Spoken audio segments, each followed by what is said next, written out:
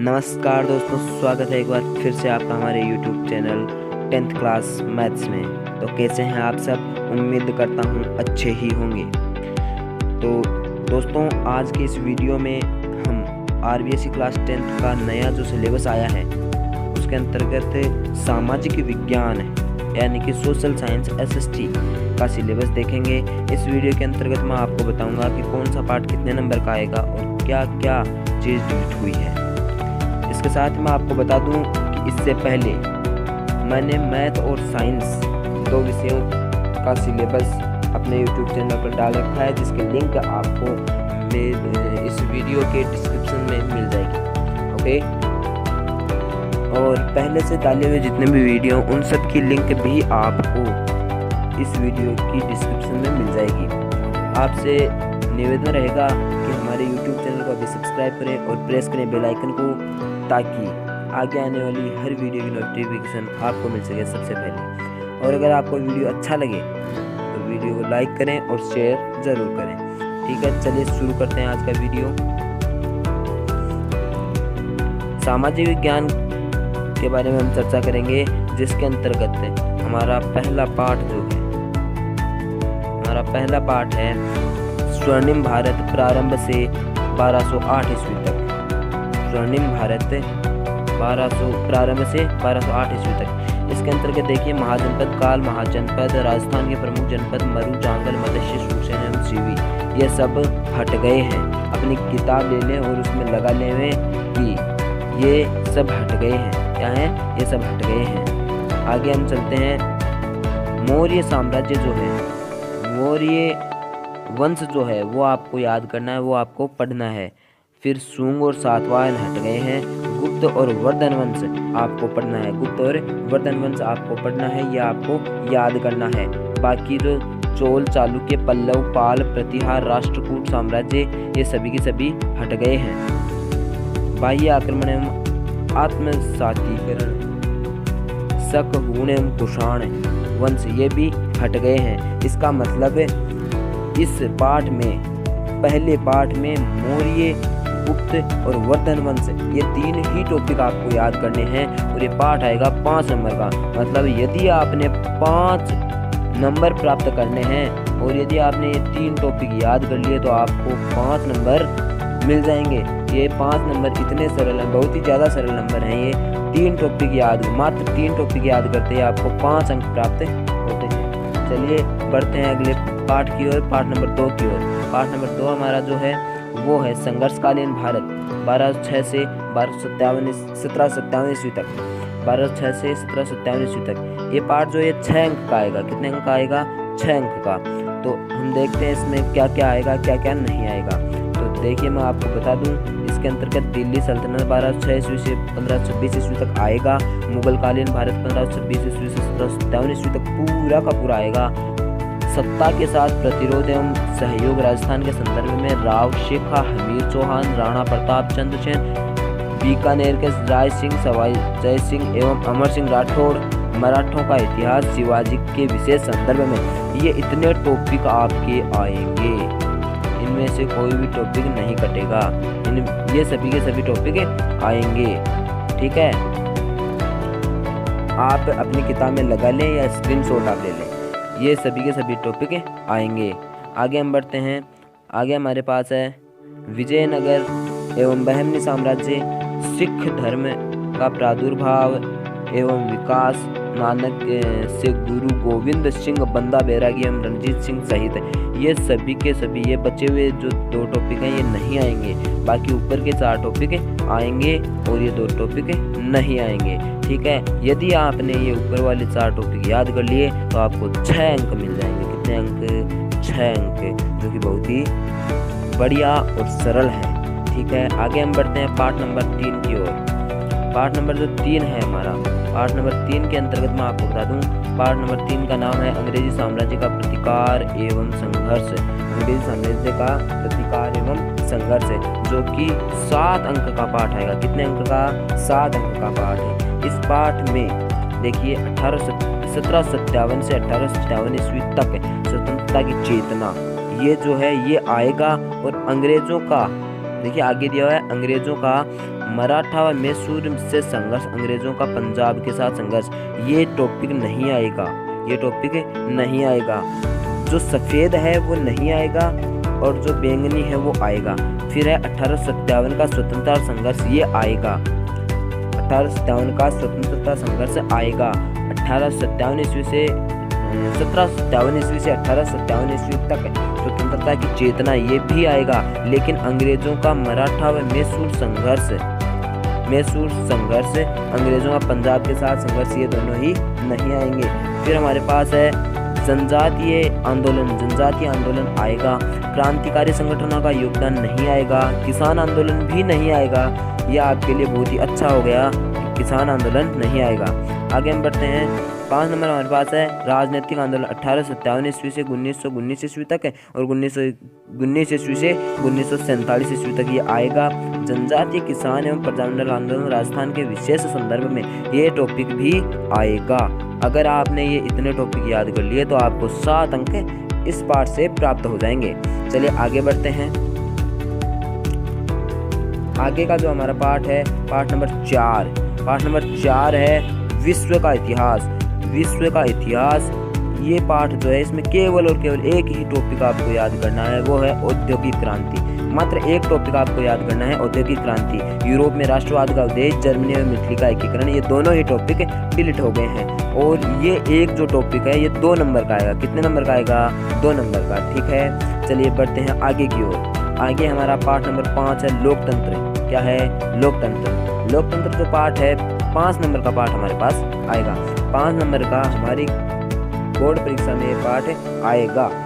ठीक है, इसके अंतर्गत लोकतंत्र का अर्थ हमें पूछा जाएगा। प्रकार इसके नहीं पूछे जाएंगे, विशेषताएं पूछी जाएंगी। लोकतंत्र संबंधी विभिन्न सिद्धांत व दृष्टिकोण, कार्य प्रणाली, लोकतांत्रिक शासन के प्रकार, ये टॉपिक नहीं पूछा जाएगा। इसके साथ ही लोकतंत्र का आलोचनात्मक परीक्षण, गुण व दोष, लोकतंत्र की सफलता के लिए आवश्यक परिस्थितियां पूछी जाएंगी। ठीक है, बढ़ते हैं आगे पार्ट नंबर 6 की ओर। पार्ट नंबर 6 है केंद्र सरकार जो पार्ट है, उसके अंतर्गत सरकार का अर्थ और अंग, व्यवस्थापिका, भारत का संसद, लोकसभा और राज्यसभा दोनों सदन, कार्य प्रणाली और शक्तियां, योग्यताएं, कार्य प्रणाली एवं शक्तियां, ये टॉपिक पूछे जाएंगे। कार्यपालिका के अंतर्गत जो है राष्ट्रपति पूछा जाएगा, लेकिन उपराष्ट्रपति नहीं पूछा जाएगा। प्रधानमंत्री पूछा जाएगा, लेकिन मंत्रिपरिषद का गठन व उसके कार्य, अधिकार व शक्तियां नहीं पूछे जाएंगी। और विपक्ष की भूमिका पूछी जाएगी। ठीक है, इसके साथ ही हम आगे बढ़ते हैं न्यायपालिका की ओर। जो न्यायपालिका है, इसके अंतर्गत न्यायपालिका में सर्वोच्च न्यायालय का गठन, क्षेत्राधिकार नहीं पूछा जाएगा, लेकिन न्यायपालिका के न्यायाधीशों की योग्यताएं हमको पूछी जाएंगी। ठीक है, ये पार्ट है 7 अंक का। कितने अंक का? 7 अंक का पार्ट कर दिया गया है ये।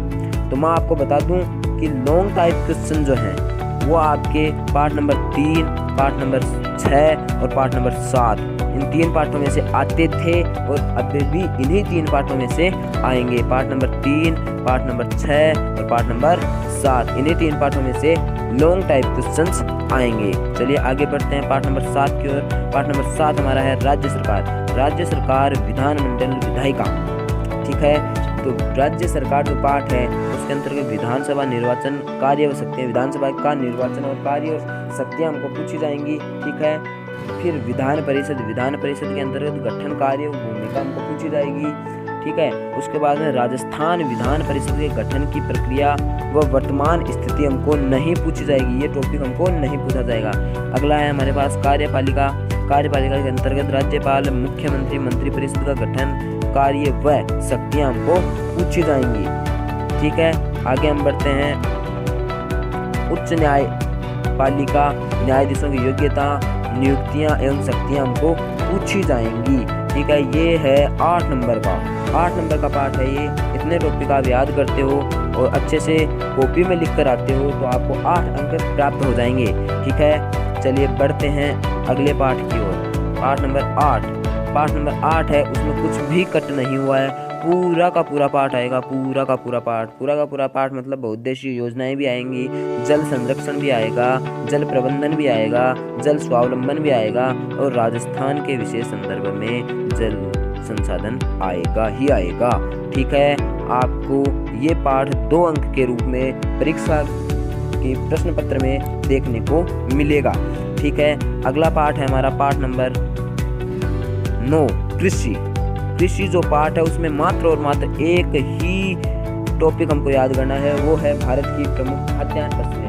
एक ही टॉपिक याद करना है, वो है भारत की प्रमुख खाद्यान्न फसलें। ये पाठ 3 नंबर का है, मात्र ये एक टॉपिक है 3 नंबर का। इसमें जो भारतीय कृषि के विविध रूप हैं, भारत की प्रमुख दलहन फसलें हैं, भारत की प्रमुख नकदी फसलें हैं, भारतीय अर्थव्यवस्था में कृषि का योगदान है, एक भी टॉपिक नहीं पूछा जाएगा।